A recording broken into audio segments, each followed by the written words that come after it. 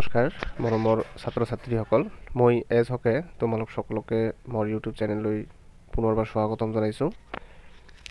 আজি তোমালোকলৈ মই লৈ আহিছোঁ নতুন এটা ছাবজেক্টৰ নতুন এখন ভিডিঅ'।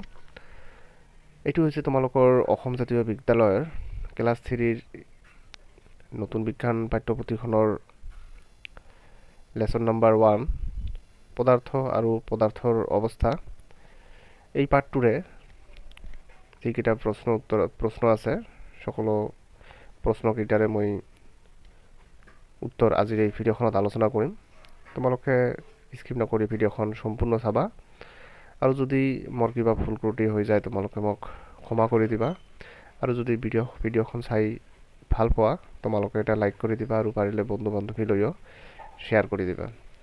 আৰু যদি চেনেলটো প্ৰথমবাৰৰ কাৰণে চাই আছা অৰ্থাৎ নতুন কোনোবাই চাই আছা চেনেলটো ছাবস্ক্ৰাইব কৰি ৰাখিবা আৰু পাৰিলে বেল আইকনত ক্লিক কৰি অল নটিফিকেশ্যন সিলেক্ট কৰি ৰাখিবা যাতে মই যেতিয়াই নতুন ভিডিঅ'খন আপলোড কৰোঁ সেই ভিডিঅ'খনৰ নটিফিকেশ্যন তোমালোকে সময়মতে পাই যাবা।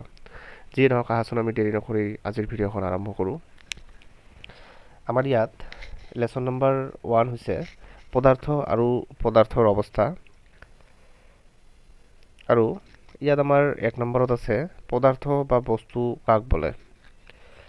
আমি উত্তৰত লিখিম যে চকুৰে দেখা অৰ্থাৎ আমি চকুৰে যিবোৰ বস্তু দেখো, শৰীৰৰ কোনো অংশই চুলে গম পোৱা অৰ্থাৎ শৰীৰৰ কিবা অংশ চুলে গম পোৱাটো, নাকেৰে গন্ধ পোৱা বা নাকেৰে আমি যিবোৰ গন্ধ পাওঁ সকলোবোৰেই বস্তু বা পদাৰ্থ।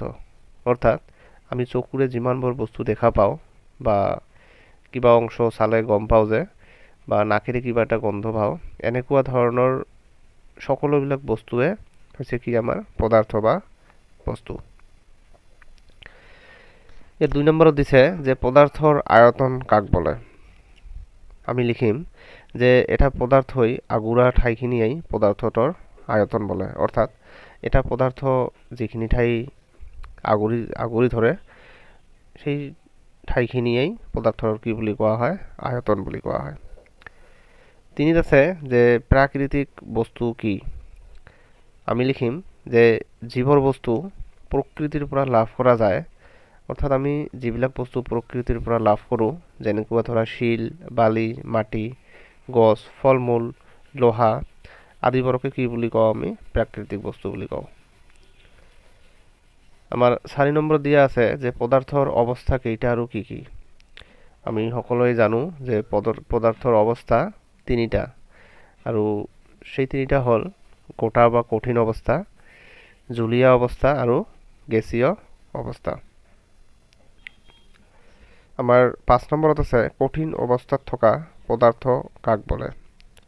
আমি লিখিম যে নিৰ্দিষ্ট আয়তন আৰু নিৰ্দিষ্ট আকৃতি থকা পদাৰ্থবোৰক কঠিন অৱস্থাত থকা পদাৰ্থ বলে। অৰ্থাৎ যিবোৰ আমাৰ কঠিন অৱস্থাত পোৱা পদাৰ্থ আছে সেইবোৰৰ এটা কি থাকে, নিৰ্দিষ্ট আয়তন থাকে আৰু লগতে নিৰ্দিষ্ট এটা আকৃতিও থাকে। আমাৰ 6 নম্বৰত আছে জুলীয়া অৱস্থাত থকা পদাৰ্থ কাক বলে। আমি লিখিম যে নিৰ্দিষ্ট আয়তন থকা কিন্তু আকৃতি নথকা পদাৰ্থবোৰক জুলীয়া অৱস্থাত থকা পদাৰ্থ বলে। অৰ্থাৎ যিবোৰ জুলীয়া অৱস্থাৰ পদাৰ্থ হয় সেইবোৰৰ আয়তনটো থাকে কিন্তু ইয়াৰ কোনো আকৃতি নাথাকে। আৰু গত আছে যে গেছীয় অৱস্থাত থকা পদাৰ্থ কাক বলে।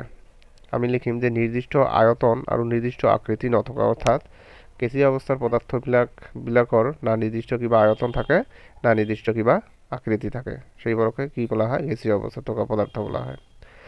আৰু 6 নম্বৰৰ কত দিয়া আছে যে কঠিন আৰু জুলীয়া অৱস্থাত থকা পদাৰ্থৰ মাজৰ পাৰ্থক্য কি। অৰ্থাৎ কঠিন আৰু জুলীয়া অৱস্থাত থকা কঠিন আৰু জুলীয়া অৱস্থাত থকা পদাৰ্থৰ মাজত কি কি পাৰ্থক্য আমি দেখিবলৈ পাম সেইটোৱে লিখিবলৈ গৈছে। আমি লিখিম যে কঠিন অৱস্থাত থকা পদাৰ্থবোৰৰ নিৰ্দিষ্ট আকৃতি আৰু আয়তন আছে। অৰ্থাৎ যিবোৰ কঠিন অৱস্থাৰ পদাৰ্থ হয় সেইবোৰৰ এটা আকৃতিও থাকে আৰু এটা আয়তনো থাকে। বস্তুটা দেখিবলৈ যেনেকুৱা সেয়াই বস্তুৰ আকৃতি। অৰ্থাৎ আমি বস্তু এটা দেখিবলৈ যেনেকুৱা ধৰণৰ পাওঁ সেইটোকে কি বুলি কোৱা হয়, আকৃতি কোৱা হয়। কিন্তু জুলীয়া পদাৰ্থৰ নিজৰ আকৃতি নাই, যেনেকুৱা ধৰা পানী, কাৰণ ইয়াৰ কি কোনো আকৃতি নাই, যি পাত্ৰত থোৱা হয় তাৰাই আকৃতি লয়। অৰ্থাৎ আমি যদি এটা ডাঙৰ পাত্ৰত এটা পানী ভৰাই ৰাখোঁ, পানীৰ আকৃতিটো ডাঙৰে হ'ব, আৰু যদি সৰু এটা পাত্ৰত আমি ভৰাই ৰাখোঁ তাৰ আকৃতিটো সৰুৱে হ'ব। আৰু যদি কঠিন অৱস্থাৰ কিবা পদাৰ্থ হয়, অৰ্থাৎ ধৰা যিকোনো এটা শিল হওক বা যিকোনো এটা বস্তু হওক, সেইটোৰ কি থাকে, সেইটোৱে থাকে, না সেইটো ডাঙৰ হয় না সৰু হয়। তাৰ এটা নিৰ্দিষ্ট আকৃতিও থাকিব আৰু নিৰ্দিষ্ট এটা আয়তনো থাকিব।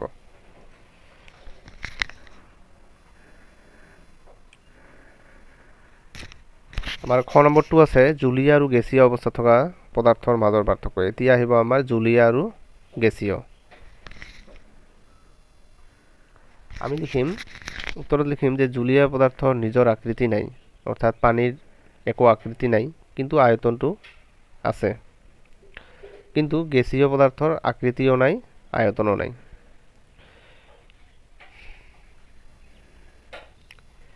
আমাৰ 7 নম্বৰত আছে নিৰ্দিষ্ট আকৃতি নথকা কেইবিধমান পদাৰ্থৰ নাম লিখা।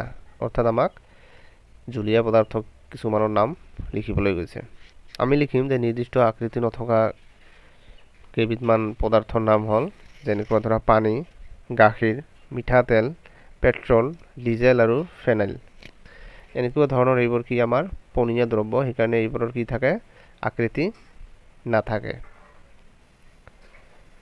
আমাৰ 8 নম্বৰত আছে যে পানী কেতিয়া বৰফ হয় আৰু বৰফ কেতিয়া পানী হয়। আমি লিখিম যে পানী বৰ চেঁচা হ'লে বৰফ হয়, হয়নে নহয়? এইটো আমি সকলোৱে জানোৱে যে পানী যেতিয়া বৰ চেঁচা হয় তেতিয়া কি হয়, বৰফ হয়, আৰু বৰফ তাপ পালে আকৌ কি হয়, পানী হয়।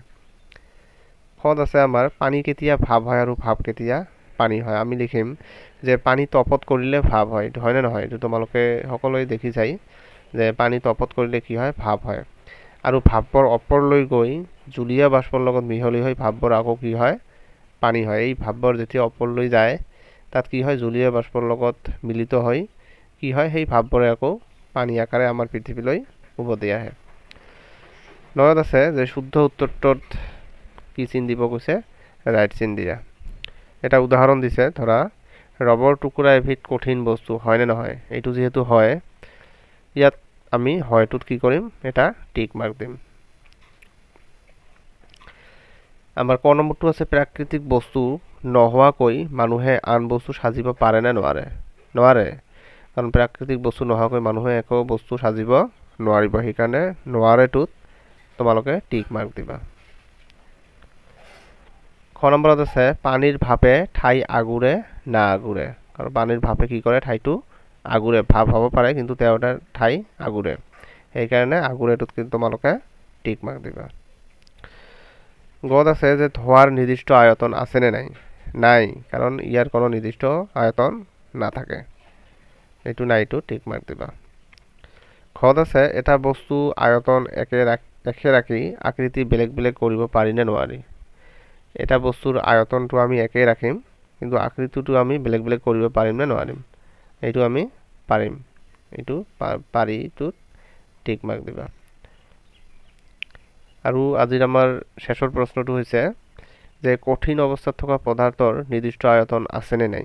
ইয়াত আমাৰ হ'ব আছে, ইয়াত আছেটোত আমাৰ টিক মাৰ্ক হ'ব। আশা কৰোঁ তোমালোকক ভিডিঅ'খন চাই ভাল লাগিছে, আৰু এইটোও আশা কৰোঁ তোমালোকে ভিডিঅ'খন চাই বুজিও পাইছা। তোমালোকে কিতাপখন এবাৰ চাবা আৰু কিতাপৰ পাঠখিনি তোমালোকে ঘৰত গোটেই এবাৰ পঢ়ি চাবা। পঢ়ি চালে তোমালোকে পাঠটোত কি আছে ভালকৈ জানিব পাৰিবা। আৰু আমাৰ ভিতৰুৱাও বহুত প্ৰশ্ন আমি কিতাপত পাওঁ, সেইবোৰো তোমালোকে নোট কৰি ৰাখিবা। যিয়ে নহওক, তোমালোকে মোৰ ভিডিঅ'খন শেষলৈকে চোৱাৰ কাৰণে ধন্যবাদ জনাইছোঁ।